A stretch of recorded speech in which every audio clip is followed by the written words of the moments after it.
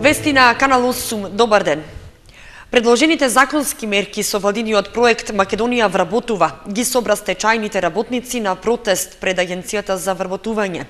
Тие бараа одговор кои се критериумите за решавање на нивниот статус. Стечајците од Кочанскиот огранок на Сдруженијето УНИТ дојдоа на протест пред Агенцијата за вработување, за да го искажат револтот поради ново предложеното законско решение за нивно можно вработување во иднина. Рекоа дека сметаат и владиниот проект Македонија вработува не е решение за нивниот статус и тие повторно ќе останат на улица без никаков работен ангажман.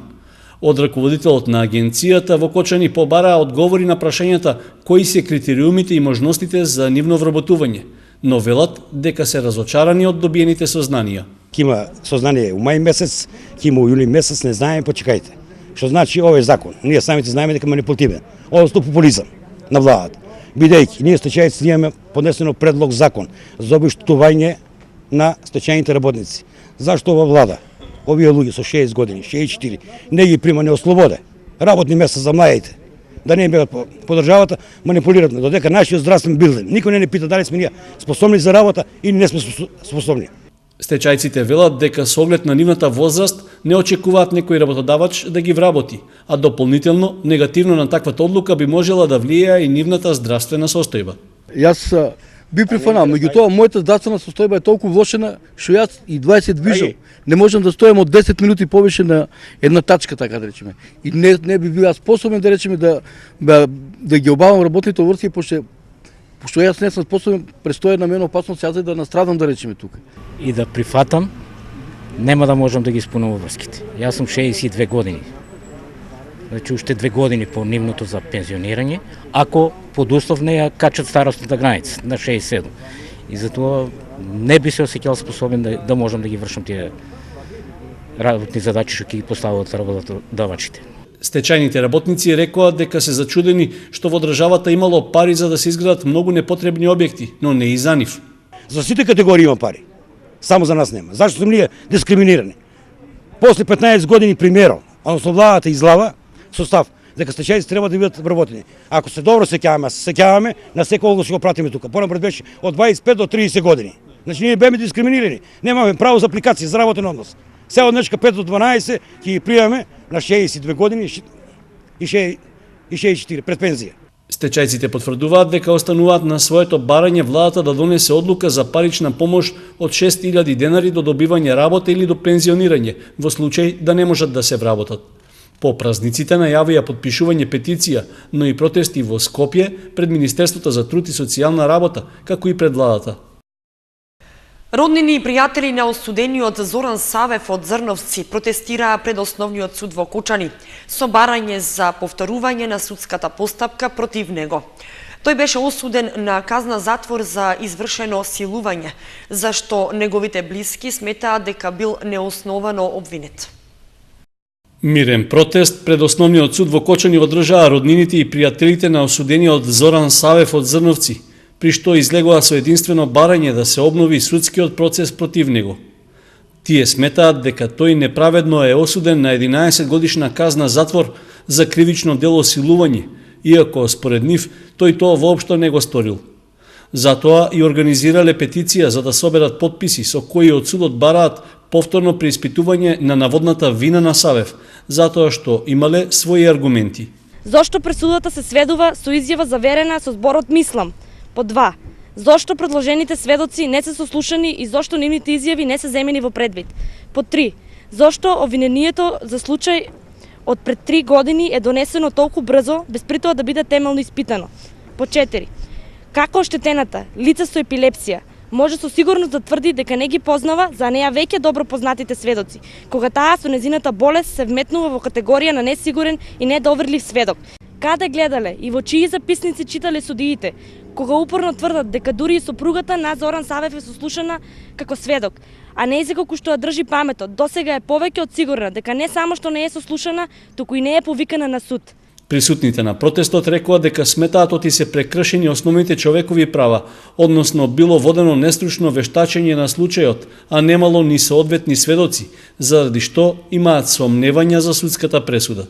Еве и овие луѓе кои се тука Не дојдоа чисто така да не му дадат поддршка, него дојдоа затоа што знаат, го познават каков човек е бил. И затоа уште еднаш апел испрекам до овој суд. Барем да се изслушат сведоците, барем да ја дознаеме вистината, затоа што пред вистината молчат и боговите. Ќе кажам само дека ако е виновен, таму да остане доживотно. Но што ќе правиме ако се докаже спротивното, ако не е виновен? Кој ќе сноси тогаш одговорноста? Мене само тоа ме мачи и повеќето од моите другари, пријатели, роднини. Луѓето кои дојдоа на протестот пред судот рекоа дека се одржало само едно судско рочиште и за само еден час Савев бил осуден на 11 години затвор, без да се направи судско вештачење од референтна институција или пак во текот на судењето да се слушне мислењето на сведоци кои биле предложени од одбраната. Присутните на протестот рекоа дека очекуваат од нивната петиција ќе биде прифатена и основниот суд ќе донесе решение за повторување на судската постапка против осудениот, со што тој ќе ја докажал својата невиност и ќе ја отфрлил нанесената неправда. На крајот од идната недела ќе биде пуштена водата за наводнување на оризовите површини, што треба да овозможи почеток на сеидбата. Први ќе се полнат нивите во Оризарско, а од Водостопанство Брегалница ќе направат распоред на редоследот во кое поле кога ќе се пушти водата. Следната недела ќе се пушти водата во оризовите ниви во Кочанско. Пред 2 дена местната заедница од Оризари доставила барање до Водостопанство Брегалница за зафаќање на проточните води од Масалница и нивно пренасочување во земјоделските површини. И покрај неповолните временски прилики, кои условија известно доцнење во подготвителните работи за сеидбата на Оризот, од водостопанското предпријатие велат дека тие можат да ја стартуваат наводнителната сезона. Луѓето во Оризари, они по традиција веќе водата ја пуштаа на Благовец, ама сега како што не дозволуваат временските услови, значи дојавме известување дека луѓето сакаат да земјоделците да ја пуштат водата на 18 април, значи ние сме спремни веќе уште во понеделник да ја пуштиме водата.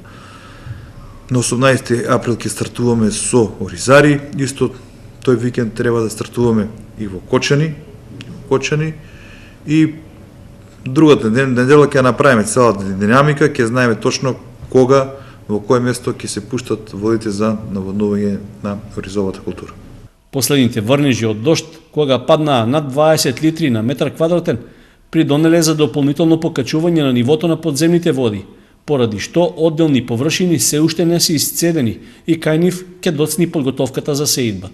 Беличев вели дека браната Калиманци е преполна со вода, што гарантира дека целата наводнителна сезона годинава може да помине без проблеми. Имавме огромни количини на врнежи во најатиот период, а моментално акумулацијата Калиманци е на прилив повеќе од 10 дена. Котата намалува, значи сега моментално акумулацијата Калиманци вода на приливниот орган има негде околу 8 метри кубни во секунда, додека пак преко хидроцентралата истекуваат 18, значи вкупно истекување од акумулацијата Калиманци имаме околу 26 метри кубни во секунда и тоа така намалува. Според планот за наводнување, оваа година на територијата на општина Кочани со Ориз треба да се засеат вкупно 1516 хектари. Од нив најмногу, односно околу 1/3, се во катастарските општини Кочани, Горни Подлог и Градовци. Општина Виница и Екопак Хит продолжуваат со соработката. Целото централно подрачје е покриено со контејнери за селекција, а се брендираат и возилата на јавното комунално предпријатие Солидарност. Општина Виница е лидер во имплементацијата на одредбите од Законот за управување со пакување и отпад од пакување. Екопак Хит продолжува со соработката со Виница, која произлегува од подпишаниот договор помеѓу компанијата и локалната самоуправа. Ова значи дека со донирање на уште 10 контејнери, општина Виница ќе биде комплетно покриена во централното градско подрачје и решавање на отпадот од пакување. За 2014 година можеме да се фалиме со податокот дека на депонија имаме помалку 16 тони отпад од пакување, делот тоа е пластичен отпад, делот тоа е хартија.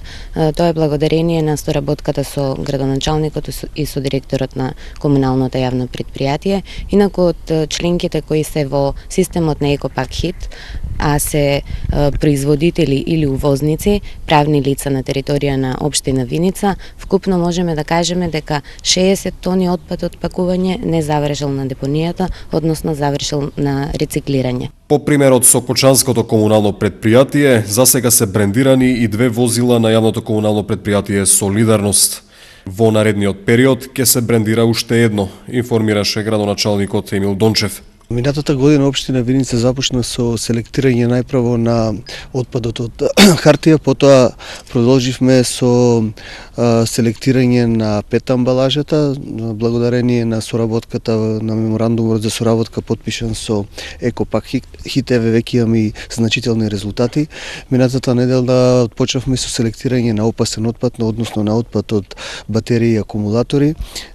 Сега присуствуваме на почеток во употреба на камионите за отпад, брендирани нови камиони, и ова ќе биде уште еден импулс за подигање на свеста за собирање и селектирање на отпадот во општина Виница. Со отпочнувањето со селектирање на отпадот, значително е намалена количината на градската депонија, вели директорот на јавното комунално предпријатие Солидарност Игор Спасовски. Нашите граѓани се свесни и го прифатија овој начин на постапување со отпадот. Кога ги поставивме контейнерите за селекција на отпадот, веднаш пристапија кон полнење на истите и тие самите во домаќинствата го двојат посебно отпадот од хартијата и пластичниот отпад, за разлика од другиот комунален отпад, и ние организирано еднаш или два пати неделно ги подигаме тие контейнери кои што се со селектиран отпад и со наше возило ги носиме во фирмата Екопак Хит од Кочани, додека останатиот комунален отпад го депонираме на нашата градска депонија. Големо благодет тоа е за нас, не од поглед на финансиски аспект, туку од поглед што ни се намалија количините на отпад кои што завршуваат во депонијата, а со самото тоа што го предаваме овој селектиран отпад, фирмата Екопак Хит ќе ни додели нови контейнери и со доделувањето на контейнерите уште повеќе ќе собираме селектиран отпад и уште повеќе ќе го намалиме количините на комунален отпад кои што завршуваат на нашата депонија. Покрај овие активности, Екопак Хит периодов ја реализира и кампањата Биди модерен, селектирај паметно, наменета за учениците од основните училишта. Подостапно информирање на осигурениците во делот на остварување на нивните права и обврски од здравственото осигурување е целта на отворените денови на Фондот за здравство, кои започна од денеска и во Кочанската подрачна служба. За остварување поголема транспарентност во работата на Фондот за здравствено осигурување како самостојна финансиска институција која врши дејност од јавен интерес и го спроведува задолжителното здравствено осигурување на територијата на Република Македонија, од денеска па во наредниве неколку четвртоци од месеците организира отворени денови за осигурениците. Целта е подостапно информирање на осигурениците во делот на остварување на нивните права и обврски од здравственото осигурување. Од сега натаму, секој четврток од 10 часот до 15 часот, Фондот за здравствено осигурување на Македонија во сите подрачни единици, па и кај нас во Кочани, ќе го спроведува проектот Отворени денови за осигурениците. Значи, во овој временски период, осигурениците, без разлика на кое прашање што се однесува во однос на здравството, ќе можат да добијат одговори за своите прашања. Па здравствите картички се при крај, луѓето доаѓаат, ги подигаат, овие што не дошле да си ги земат, малиот број што не аплицирале, аплицираат. Со електронскиот веб портал осигурениците можат сами да проверат својата состојба со осигурувањето, исто и фирмите преку веб порталот може да аплицираат за разни пријавувања, одјавувања. За успешно реализирање на овој проект, раководителите ги преземаат потребните активности. На видно место во подрачната служба е истакнато соопштение за отворените денови. Во проектот се вклучени повеќе вработени од службата и се врши прием на осигурениците.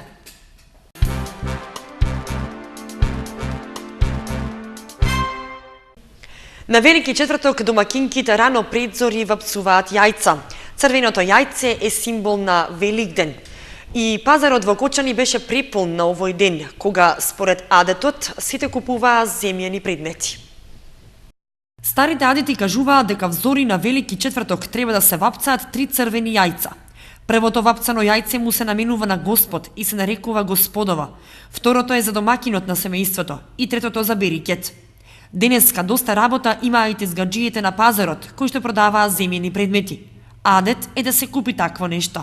Како вие се подготвувате за Велик? Па, јајца вапцуваме, сабале рано. И спремаме се за утре, за Распет и Петок. Како за црква. Па... Што за вас значи Великден? Великден е Христовото воскресение. Празникот, тој е најубав ден. Така стара традиција земењето за Великден и затоа земаме. Од старите наследство е тоа, така.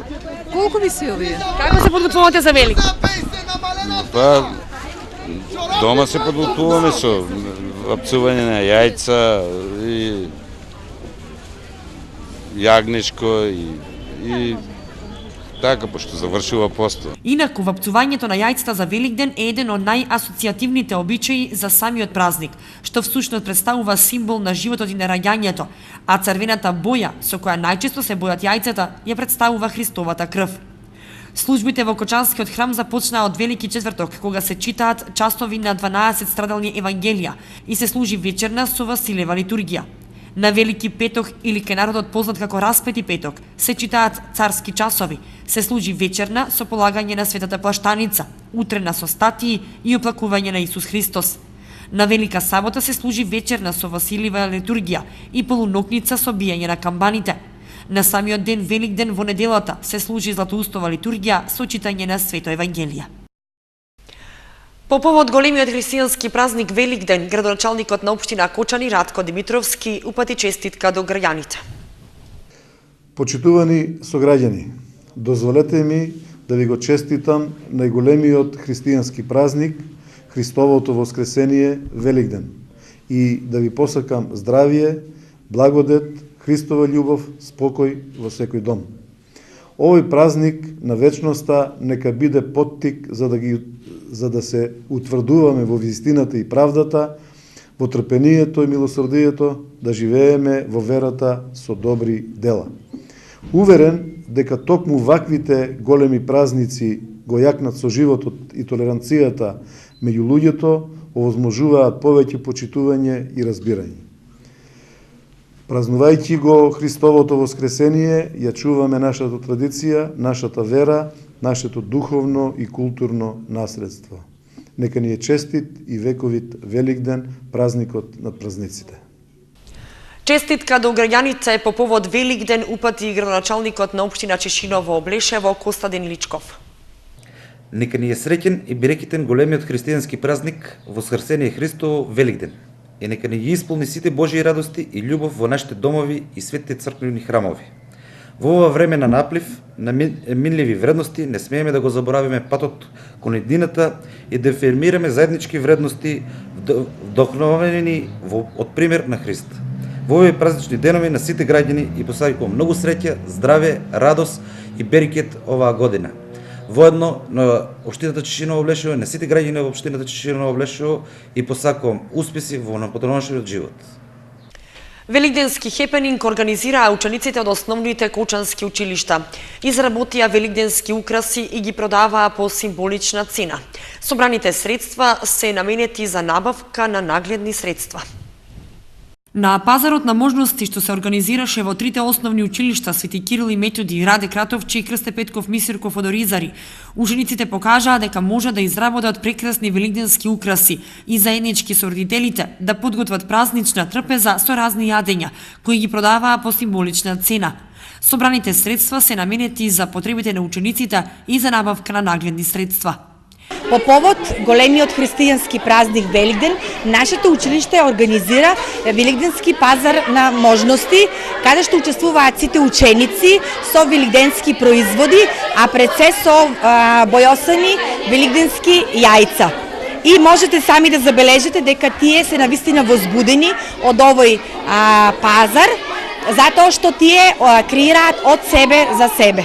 Се одржа великденски хепенинг кој што беше замислен и на тој начин се реализира како дел од проектот Заедничка грижа за правилно насочување на учениците. Значи се реализираше заедно во соработка со родителите на учениците, учениците и заедно со наставниците кои што заеднички подготвија великденски украси и храна. Аз викам правиме и ова година, секоја година правиме зајчиња разни изработки и денеска ќе правиме. Јас сум Василија Богданов од Кочани, ние тука ојдеме на Великден, на Великденскиот хепник и сега си купуваме изработки и храна. Дали подготвите нешто денеска за Великден? Да. Што подготви денеска за Великден? Сладки и 2 изработки. Аз денеска за Великденскиот хепник изработив зајчи. Кажи ми, зошто го славиме Великденскиот празник? Великденскиот празник го славиме бидејќи тогаш воскреснал Христос. Пазар на можности училиштата организираат секоја година впресред големиот христијански празник Великден. Настанот е дел од проектот на Министерството за образование и наука Заедничка грижа за правилно насочување на учениците и проектот Иновации и предприемачко учење, кој е меѓународен проект, а училиштето Свети Кирил и Методи е едно од 4 пилот училишта во Републикава кои што се вклучени во овој проект. Општина Чешиново облишево во соработка со Жито Маркет во пресред на великденските празници организираше манифестација Великденски саем, на кој беа изложени великденските декорации и украсени великденски јајца. Манифестацијата беше можност дечињата од основните училишта и детските градинки да ги покажат своите идеи изразени во креирање на великденски ракотворби. Училиштата и градинките имаа поставено свој штанд со великденски украси и јајца. Ракотворби на учениците беа на продажба, а на сите оние кои купија нешто од штандовите, Жито Маркет им подари боја за јајца. Манифестацијата беше од хуманитарен карактер, а собраните средства од продажбата на производите ќе бидат донирани за некој верски храм од општината. Полицијата од Кучани ги известува граѓаните дека в петок и сабота поради великденските празници и собирот на верници околу црквата Свети Ѓорги ќе има изменет режим на сообраќајот по околните улици. Возилата од улиците Кирил и Методи и Линденска ќе бидат пренасочени на околните улици со поставување сообраќајна сигнализација. Од сообраќајната полиција апелираат возачите да ги почитуваат поставените знаци и наредбите дадени од униформираните полициски службеници.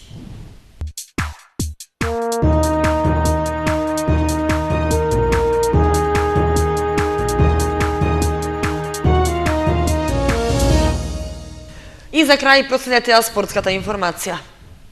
Хуманитарен надпревар во кошарка организираше тимот од Црвен крст, кој е вклучен во проектот промоција на хумани вредности, што се реализира на ниво на држава. Во надпреварот силите ги одмерија наставниците и учениците од основното училиште Свети Кирил и Методи, а собраните средства од продадените карти се наменети за помош на загрозено 6-члено семејство од село Тркање. Наставниците и учениците од Свети Кирил и Методи ги одмерија силите во кошарка на хуманитарниот надпревар што синоќа се одржа во спортската сала во Кучани. Подобри се покажаа наставниците, но најважна беше намената на организирањето на хуманитарниот настан, односно да се соберат средства за помош на загрозено 6-члено семејство од село Тркање.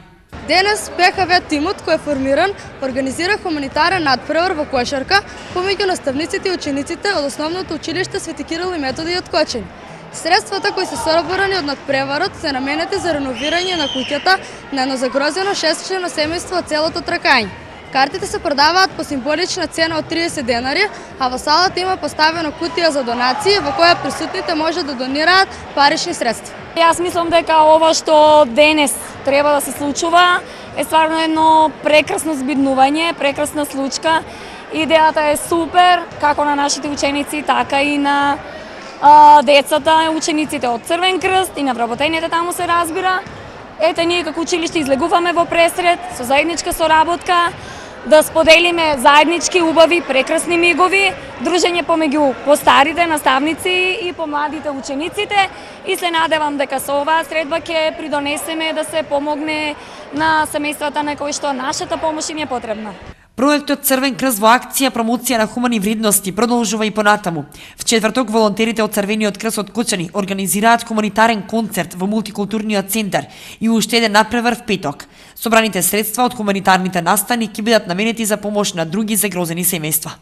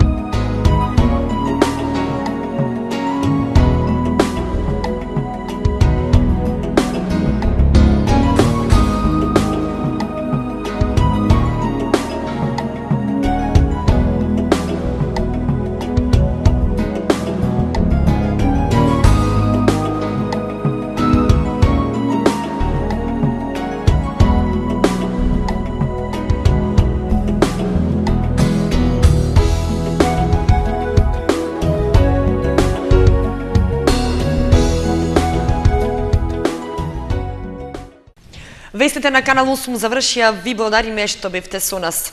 Следете ни на нашата веб страница kanal8.mk. Довидување и имајте убави празнични денови.